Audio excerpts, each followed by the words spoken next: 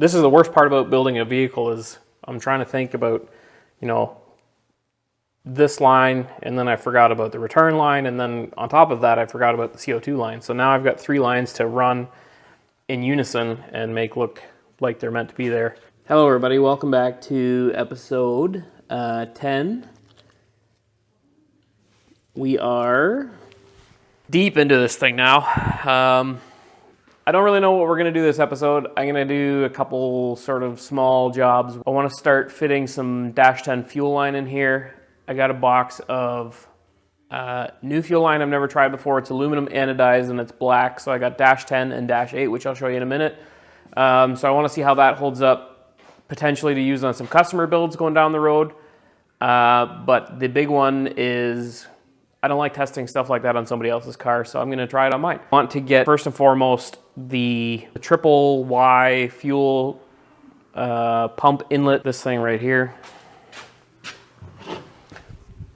I want to get it mounted to the chassis first, and then we're going to take this Dash 10 hardline and run it to the fuel filter that's already mounted. That's kind of going to be my first test line. I really want to make it look, you know, factory, even though it's a Dash 10 line and is going to have AN fittings and stuff on it. I really wanted to make it look, you know, like it belongs in the truck, like it fits the truck, it's formed well around all the existing pieces and parts. So that's gonna for sure be the start to this video. And then I'm gonna unbox this hard line that I haven't seen yet, and we'll go from there. Okay, so I got the fuel block mounted there. I went ahead and removed the brackets for all the evap stuff that's gonna get relocated. Decided not to film that because you guys have seen me fucking cut stuff off enough as it is. So again, this is the Dash 10 feed. We're gonna hardline this with the new hardline over to the filter, and then probably a short section of hardline again, and then a flex up to that flex fuel sensor up there. So what I keep forgetting is that I need to put a return line in this system as well. And then while I was thinking about the return line, I was also thinking that I'm gonna have to run a CO2 line up to the wastegates. So I figure since this is my main hoop for the cage right here, and the CO2 bottle is mounted to it directly above, I'm going to bring a bulkhead down through the floor. Probably going to 3D print it to use this drain plug actually. I'll 3D print some kind of mount, I guess, for a bulkhead. And then by doing that, I'll be able to run a flex hose, like a PTFE line flex hose from here across. And then I'll have a, where did I just put it? Here it is. I'll have a 90-degree Dash 4 bulkhead situated, you know, somewhere like this. I'll 3D print a bracket that uses these 2 holes that I've already drilled and tapped, has the 2 bulkheads up here. That will allow that flex hose to come through this indentation in the floor. There's plenty of room here, but it'll look like it's meant to go that way if I use the indentation. And then again, I'll 3D print something that replaces this, that has some type of hex shape and maybe a couple dowel pins that will, when the bulkhead clamps it together, it will locate in the floor and will also stop it from spinning if I need to undo the line inside for whatever reason. And then we'll have 3 hard lines coming down to the filter. May rewind up making this so that it has the ability to have, you know, some line clamps on the back side of it. I suppose I could just weld a tab across. No sense in remaking it really. We'll see, I don't know yet. But there's got to be some type of way. Obviously, we got a Dash 10 line. It's going to get mounted there. The filter's going to act as kind of a bulkhead for that. But I got to get a Dash 4 and a Dash 8 line straight past that. So, and then again, we'll have 3 flex hoses come up and over, kind of somewhere here, and then up and in, and mount to there. They'll be hard lined up the spine of the transmission. and then go to wherever they need to go. This is the worst part about building a vehicle is I'm trying to think about, you know, this line, and then I forgot about the return line, and then on top of that I forgot about the CO2 line. So now I've got 3 lines to run in unison and make look like they're meant to be there. So I'm going to design that first mount, and then we'll 3D print that in carbon PETG, and it should be plenty tough, and we'll kind of go from there. Okay, so I got this bracket drawn that I was talking about. So if you can use your imagination, that's going to sit like that, pinch it against the chassis. Kind of an odd looking thing, but so am I, and my mom still loves me. Indents for the nuts so that I don't have to use 2 tools to tighten it up. Theoretically, this should work. Again, it's not the prettiest thing, but I got it on the printer right now. So we'll see what it looks like in the morning when I come in. We're printing this on carbon PETG. Hopefully it works out. Hopefully it looks decent when it's all pinched up, and again, it's kind of weird looking, but I think it's going to work all right. So we will update tomorrow. Bam. There's print 1 done. I immediately recognized an issue after this one was finished. You'll notice it's the same height here. And that is a -8 bulkhead, and that is a -4, and you can immediately see how much shorter the -4 is. So I went ahead and revised this drawing slightly, and we notched it. So now the -4 and the -8, they both sit where the nut is flush, and it leaves me with lots of room for the fitting to attach. So I went ahead and printed that one also, and it's already on here, and everything fits really nice. You're gonna have to use your imagination, pretend there's a -4 bulkhead there, because the only one I've got is sitting over there in a 90 fashion, which I don't even need anyway. So problem being, if you can recall, I did say that the hose for the CO2 was gonna go through here. So where I initially drilled this before I had a plan for this is, as you can tell, too far to the rear of the truck. So I'm going to move it ahead, which is not that big a deal. It really doesn't impose any conflict with my original plan.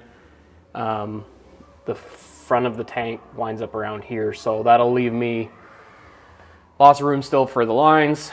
Leaves me lots of room for the hard line to come up here. Something I did think about, and I was staring at today, I started mucking around with some fittings trying to figure out how I was going to lay out these hard lines and attach to here and come up to that fuel sensor up there that I am intending on using as a bulkhead. And no matter how I laid it out, it always kind of looked unorganized and poorly laid out.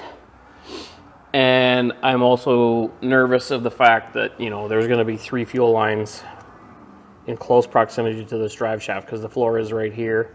So even if I put a big, you know, the biggest loop I can put in them to bring them down to this tube here, they're still going to be really close to that drive shaft, which is not an issue if it stays together. It probably will become a major issue if the drive shaft decides to come apart at some point. So I went ahead and recombobulated everything in my head. I made this little bulkhead piece here, and that is going to attach somewhere like that now. So I'm going to have the -10 line in the same spot. It'll come down this rail. Actually, it'll probably come out of the filter and then jut in front of the ABS and come down the rail. But the -8 and the -4 will now be able to come the full length of the rail to this fitting here. And being that there's no crossover in this turbo system anymore back here, we'll be able to go straight up the back of the transmission this way. There's no steering, there's no heat, there's no nothing in the way. We'll be significantly further out of the way of the drive shaft, and it will be in the range of the drive shaft loop in the front. So even if the drive shaft does choose to come apart or the U-joint comes apart up here, it will roll around in the drive shaft loop theoretically and not take out the fuel system. So unfortunately, that means this bracket I made for the E85 sensor is no longer going to work, but I am going to then, I'll probably draw it off these two bell housing bolts and have it sit here or up on the back of the head. And we'll use that as a, you know, dash 10, again, a dash 10 tie-in, bulkhead, whatever you want to call it. So I'm going to go ahead and tack this into place, and then I'll move this fitting ahead accordingly. But I'm very happy with how it turned out. It's a very solid piece. I tried to break the one that I showed you initially as best I could with my hands, and it didn't even make a crack sound. So the 3D printing stuff is pretty wild nowadays, but yeah.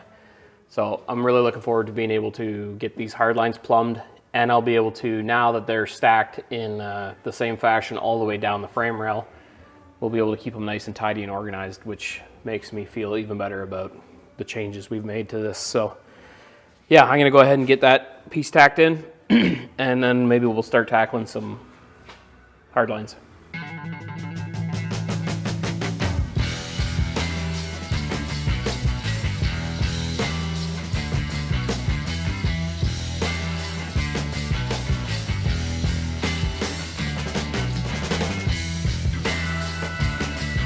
So I got that moved and mounted again. Let's see, I don't know, I moved 2 inches or so. So now when I put the 90 for the hose through here, it'll fit through that little cavern in the floor quite nicely and go up to wherever that bulkhead's gonna wind up in here, like we were talking about before. Obviously I'm gonna weld these holes shut. I've got a few little holes on this chassis to deal with that have, you know, been various things over its life. There is an old fuel filter that was mounted here for my, I don't know, fuel setup number 23 or something like that, who knows. And then I had some push clips mounted here, so we'll get rid of those holes as well. But yeah, I'm very happy about that. So that's in its forever home. I can start hardlining up to the filter, and I also got some good stitches on this bulkhead guy here. So same thing, I can now officially hardline all the chassis lines in relation to fuel and my CO2 line. So I guess that's a big step. Next I'm going to have to redesign the bracket for the E85 sensor like I was saying before, but I'm not super concerned about that for the time being. So yeah, let's start making some hard lines. Okay, so I talked previously about this black line that I was going to try out on my truck, and I can say with absolute certainty that it is garbage. You can see all the coatings cracking, which it did mention that in the listing. I guess that's not that big a deal. It doesn't look like it actually is going to flake off.